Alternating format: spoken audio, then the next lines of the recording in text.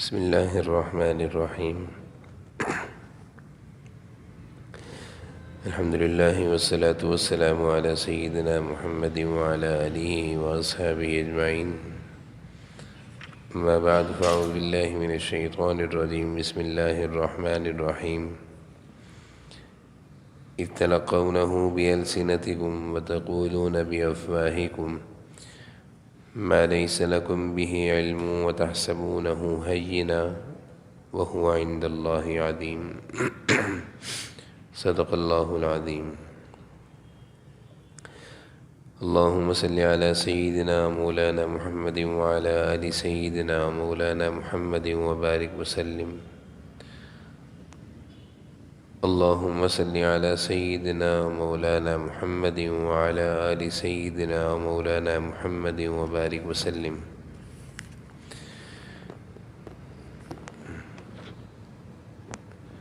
سورہ نور کی ایک آیت کی تلاوت کی ہے۔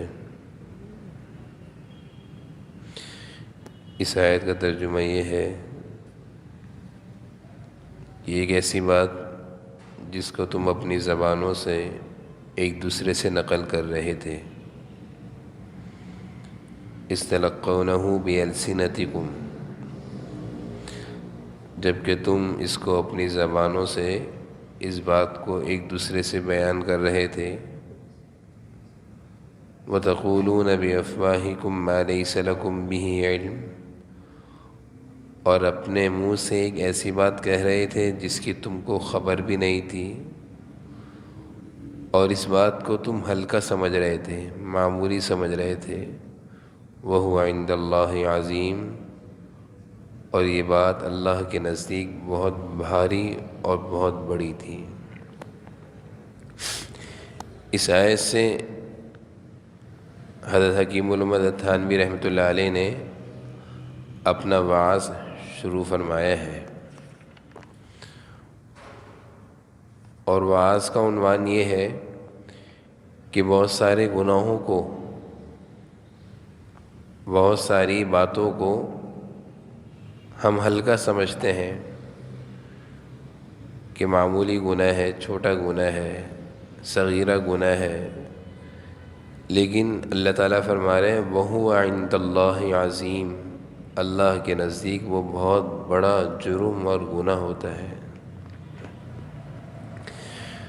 حضرت تھانوی رحمۃ اللہ علیہ نے اس آیت پر پورا وعظ ارشاد فرمایا ہے اور مثالیں دے دے کر سمجھایا ہے کہ گناہ، اللہ تعالیٰ کی نافرمانی چاہے چھوٹی ہو یا بڑی ہو، اس کو ہلکا نہیں سمجھنا چاہیے۔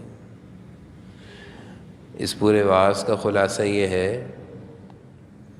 اس پورے درس کا، کہ اللہ تعالیٰ کی نافرمانی اور گناہ چھوٹا ہو یا بڑا ہو، اس کو ہلکا اور معمولی نہیں سمجھنا چاہیے۔ پھر اس کی مثالیں دی ہیں۔ حضرت نے ایک مثال دی ہے کہ ناپاکی، گندگی تھوڑی ہو یا زیادہ ہو، انسان کی طبیعت اس کو برداشت نہیں کرتی۔ ناپاکی اور پلیدی، گندگی اگر جسم پر لگ جائے، کپڑوں پہ لگ جائے تو انسان یہ نہیں دیکھتا کہ تھوڑی ہے، لگی رہنے دو، ایسے ہی چلا جاؤں گا، ایسے ہی دن گزار لوں گا، بلکہ اس کو فکر ہوتی ہے کہ اس کی طبیعت اس چیز کو گوارا اور برداشت نہیں کر رہی ہوتی گندگی کو۔ تو اس طرح نظر فرما رہے ہیں گناہ چاہے چھوٹا ہو یا بڑا ہو، اللہ کی نافرمانی چھوٹی ہو یا بڑی ہو، طبیعت اس کو گوارا نہ کرے۔ پھر حضرت نے اس کی ایک اور مثال دی ہے، چنگاری ہے۔ چھوٹی چنگاری سے بھی آگ لگ جاتی ہے اور بڑی چنگاری بھی جلانے کے لیے کافی ہے۔ ایک چھوٹی سی چنگاری ہو، کپڑوں میں کوئی نہیں رکھے گا اس کو۔ چھوٹی چنگاری کوئی یہ سمجھ کے نہیں چھوڑتا کہ چھوٹی ہے تو کپڑوں میں رکھ دی، کچھ نہیں ہوتا، بلکہ اس کو پتہ ہے یہ معمولی سی چنگاری بھی جلانے کا کام دے سکتی ہے۔ اسی طرح بڑا انگارہ جس طرح جلاتا ہے تو چھوٹی چنگاری سے بھی انسان خطرہ محسوس کرتا ہے. تو چھوٹا گناہ ہو چھوٹی چنگاری ہے، بڑا گناہ ہو بڑا انگارہ ہے، اور دونوں کا کام ایک ہی ہے، جلانا ہے. تو انسان جس طرح چھوٹی سی چنگاری کو بھی گھر میں برداشت نہیں کرتا، اسی طرح بڑے انگارے سے بھی جیسے بچتا ہے چھوٹی چنگاری سے ہی بچے گا. اسی طرح ایک سانپ ہو، بڑا سانپ، اور ایک سانپ کا بچہ ہو، تو سانپ کے بچے کو بھی انسان برداشت نہیں کرے گا. یہ نہیں سوچے گا کہ ابھی تو چھوٹا ہے، کیا کرے گا، اس سے کیا ہوگا. لیکن اس کو پتہ ہے اس چھوٹے کو میں نے اگر گھر میں چھوڑ دیا تو یہ بڑا ہو جائے گا، یہ بڑے ہو کر نقصان مچائے گا. تو چھوٹا سانپ ہو یا بڑا سانپ ہو، چھوٹی چنگاری ہو یا بڑا انگارہ ہو، تھوڑی سی ناپاکی ہو یا بڑی گندگی کپڑوں پہ لگی ہو، انسان کبھی بھی ان چیزوں کو برداشت نہیں کرتا. یہ سمجھ کے نہیں چھوڑتا کہ چھوٹی سی تو ہے، تھوڑی سی تو ہے، بلکہ اس سے اپنے آپ کو بچاتا ہے. حضرت یہی فرما رہے ہیں کہ بھائی جب گناہ کی بات آتی ہے، اللہ کی نافرمانی کی بات آتی ہے، تو اس وقت ہم پوچھتے ہیں یہ صغیرہ گناہ ہے، چھوٹا گناہ ہے، کیا ہوتا ہے اس سے. اللہ تعالیٰ کی نافرمانی ہے، چاہے وہ تھوڑی سی ہو یا بہت زیادہ ہو، دونوں میں انسان کے لیے ہلاکت ہے، دونوں ہی میں انسان کے لیے بربادی ہے، اور دونوں ہی اللہ سے دور کرنے والی ہیں. اس نے ایک چیز حضرت نے فرمائی، اس آیت سے استدلال کیا کہ استلقونه بألسنتكم وتقولون بأفواهكم ما ليس لكم به علم وتحسبونه هينا، کہ تم اس گناہ کو معمولی سمجھ رہے ہو، وَهُوَ عِندَ اللَّهِ عظیم، جبکہ یہ گناہ اللہ کے ہاں بہت بڑا ہے. تو ہم بھی بس اوقات ایسے ہی کرتے ہیں کہ بہت سارے گناہ، بہت ساری نافرمانیاں ہمارے آگے پیچھے دائیں بائیں ایسی ہوتی ہیں جس کو ہم معمولی سمجھ کے کر لیتے ہیں، اور ہم کہتے ہیں کیا ہوگا اس سے، لیکن وہ بھی اللہ تعالیٰ کی نافرمانی کا سبب بنتی ہیں. تو ایک تو حضرت نے اپنے اس واعظ میں یہ چیز سمجھائی، اور یہ چیز ہمیں اچھی طرح سمجھ لینی چاہیے کہ اللہ تعالیٰ کی نافرمانی سے ہر حال میں بچنا ہے، چاہے وہ نافرمانی چھوٹی ہو یا بڑی ہو. گناہ کو ہر حال میں چھوڑنا ہے، چاہے وہ گناہ چھوٹا ہو یا بڑا ہو. دوسری چیز حضرت یہ فرما رہے ہیں کہ بعض لوگ گناہ اس امید پر کرتے ہیں، وہ یہ نہیں دیکھتے کہ چھوٹا ہے بڑا ہے، بلکہ وہ اس امید پر کرتے ہیں کہ توبہ کر لوں گا، ابھی گناہ کر لیتا ہوں، ابھی میں یہ کام کر لیتا ہوں، بعد میں توبہ کر لوں گا. تو توبہ کی امید پر گناہ کرنا، اللہ کو ناراض کرنا، اللہ کی نافرمانی کرنا، حضرت فرما رہے ہیں یہ بھی خطرناک چیز ہے.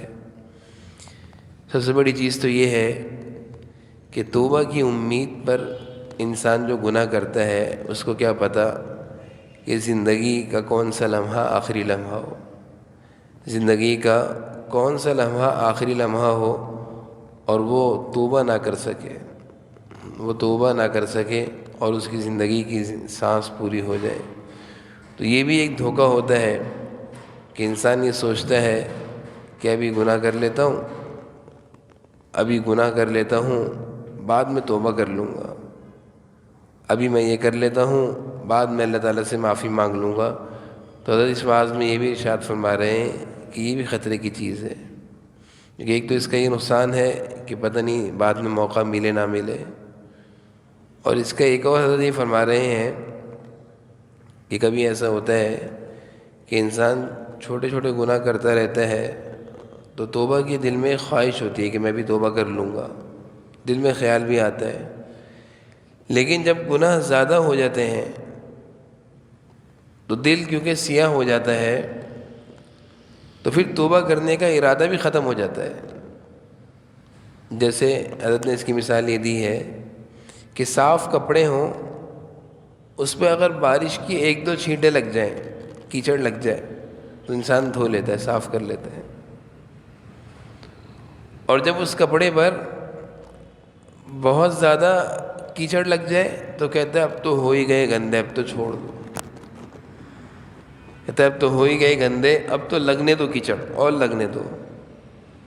تو حضرت یہ فرما رہے ہیں کہ توبہ کی امید پر گناہ کرنے سے خطرہ یہ ہے کہ شروع میں تو توبہ کرنے کا چانس مل جائے گا، خیال آئے گا توبہ کر لوں، لیکن جب گناہ کرتے کرتے دل سیاہ ہو جائے گا تو انسان کہے گا چھوڑو ہم تو ہیں ہی گنہگار.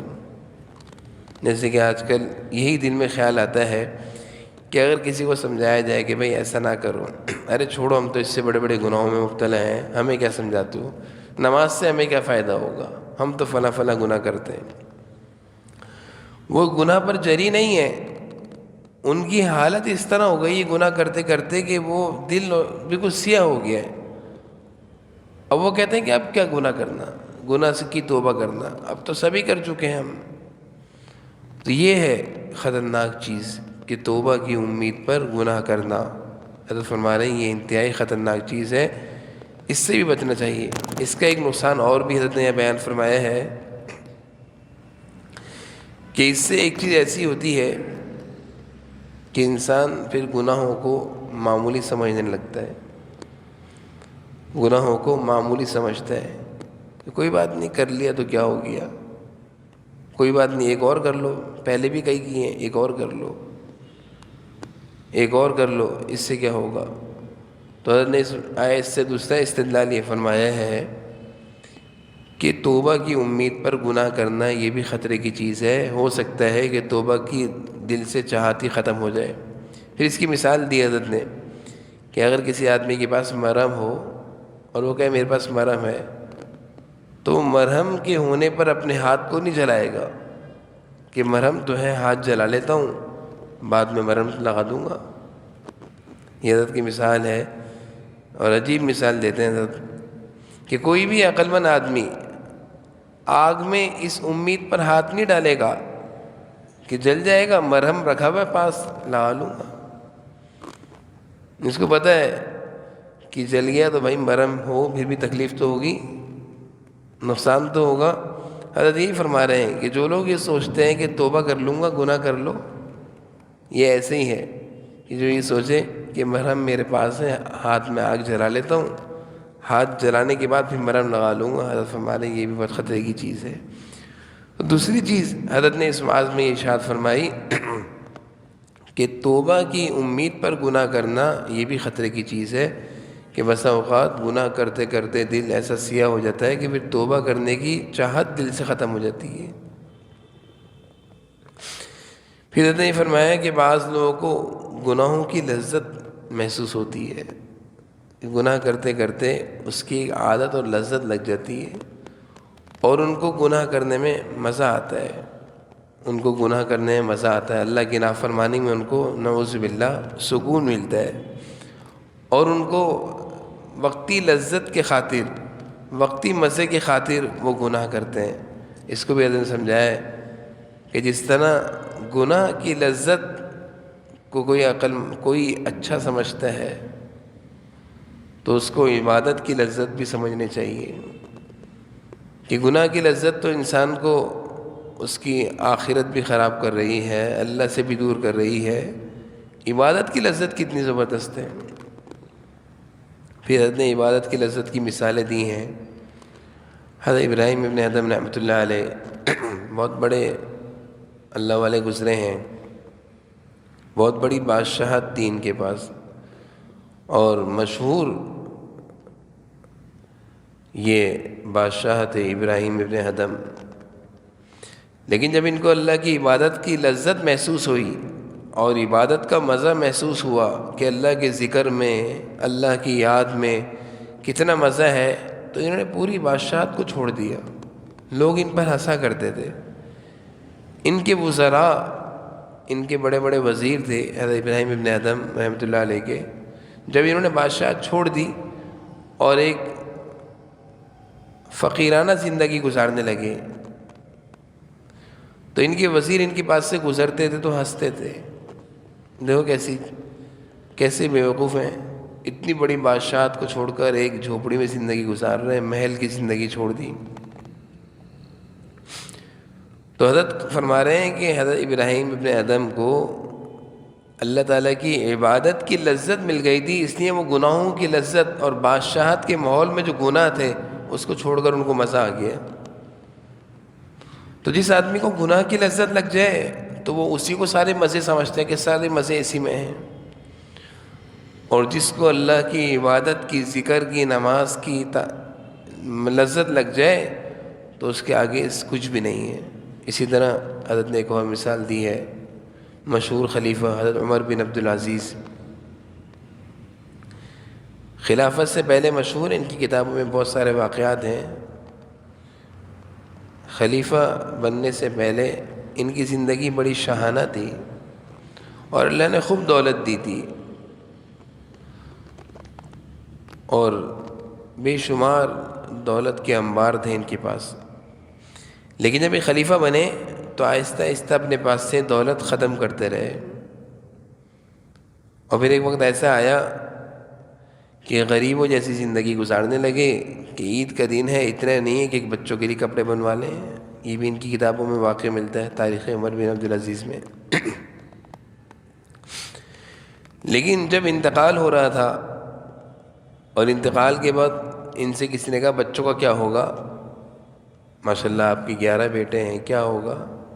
تو بڑے پرسکون تھے کہ میں نے سب کو اللہ والا بنایا ہے، اللہ کی معرفت سکھائی ہے، نیک بنایا ہے، اس لیے اگر نیک رہیں گے تو یہ سب مزے میں رہیں گے۔ ان کو میں نے عبادت کی لذت، اللہ کے ذکر کی لذت سکھا دی ہے، اگر یہ اس پر رہیں گے تو یہ مزے میں رہیں گے۔ کیونکہ عمر بن عبدالعزیز نے دنیا کے مزے لیے تھے، دنیا کے مزے کے بعد جب ان کو اللہ کی عبادت کے مزے لگے تو انہوں نے اپنے بچوں کو بھی اسی پر ڈالا کہ اصل عبادت کی مزہ ہے۔ تو حضرت یہ سارے واقعات اس لیے سنا رہے ہیں کہ دیکھو، ایک تو ہے گناہ کی لذت کہ انسان کوئی گناہ کا کام کرتا ہے، وقتی مزہ آتا ہے لیکن وہ تھوڑی دیر کا مزہ ہوتا ہے، اور عبادت کا جو مزہ ہے وہ دائمی مزہ ہے۔ مشہور واقعہ ہے، شاہ عبد القادر جیلانی رحمہ اللہ کے بارے میں آتا ہے، اللہ والے تھے بہت بڑے۔ بادشاہ وقت نے ان کو پیشکش کی کہ ہم آپ کو فلاں علاقہ ہے، اس کی سلطنت میں ایک علاقہ تھا، اس کا نام تھا، اس جگہ کا نام تھا نیمروز۔ وہ علاقہ ہم آپ کو دینا چاہتے ہیں تاکہ اس علاقے میں آپ اپنی خانقاہ بھی بنائیں، مسجد بھی بنائیں اور گھر بھی بنائیں، آپ کا اتنا بڑا حلقہ ہے وہ سب اس علاقے میں رہیں۔ تو بادشاہ وقت نے حضرت شاہ عبد القادر جیلانی رحمہ اللہ کو ایک بہت بڑے علاقے کی دینے کی پیشکش کی۔ حضرت نے لینے سے انکار کر دیا، حضرت نے اس تحفے کو لینے سے انکار کر دیا اور ایک جملہ فرمایا، اور وہ بڑا عجیب جملہ تھا کہ جس کو نیم شب کی عبادت کا مزہ لگ گیا ہو اس کو نیم روز کی حکومت نہیں چاہیے۔ یعنی جس کو آدھی رات میں اٹھ کر اپنے اللہ کے سامنے تہجد میں دعائیں تلاوت کی لذت لگ گئی، اس کو اب ساری دنیا کے علاقے، کیا بادشاہ ہے، کیا وزارت، کیا سب بیکار لگتی ہیں۔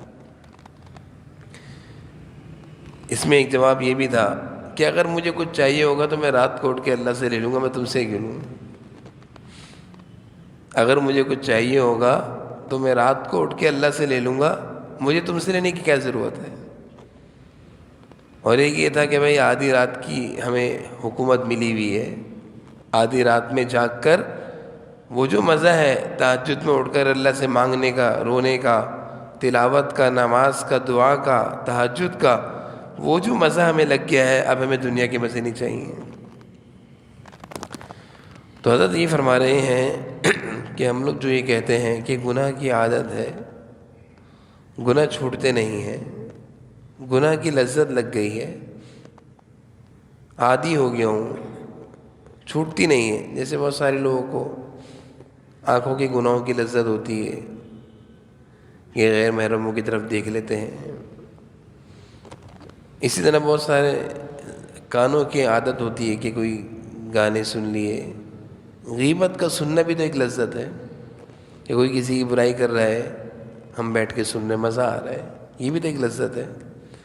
غیبت کا کرنا بھی ایک لذت ہے، انسان کرتا ہے غیبت، کسی کی برائی ہو رہی مزہ آ رہا ہے، کرو کرو. لڑوانا، ادھر کی برائی ادھر جا کر کر دی، ادھر کی برائی ادھر جا کے کر دی، یہ بھی تو ایک لذت ہے. یعنی صرف ہم بہت سارے گناہوں کو گناہ نہیں سمجھتے، بہت سارے گناہوں کو گناہ نہیں سمجھتے. نماز بھی چل رہی ہے، ذکر بھی چل رہا ہے، تہجد بھی چل رہی ہے، لیکن یہ بھی چل رہا ہے کہ اس کی برائی اس کو جا کر دی، اس کی برائی اس کو جا کر دی. اب یہ دونوں لڑ رہے ہیں، اس کو مزہ آ رہا ہے، یہ لڑتا ہوا دیکھ رہا ہے، اس کو مزہ آ رہا ہے. یہ بھی گناہ کی لذت ہے، یہ بھی خامخواہ ایک گناہ کی لذت ہے کہ دو مسلمان بھائیوں کو لڑوا دیا. تو بہت سارے گناہ ایسے ہیں جن کو ہم گناہ نہیں سمجھتے. ہماری نماز، روزے، زکوٰۃ کے ساتھ وہ گناہ بھی چل رہے ہیں، لذت ہے،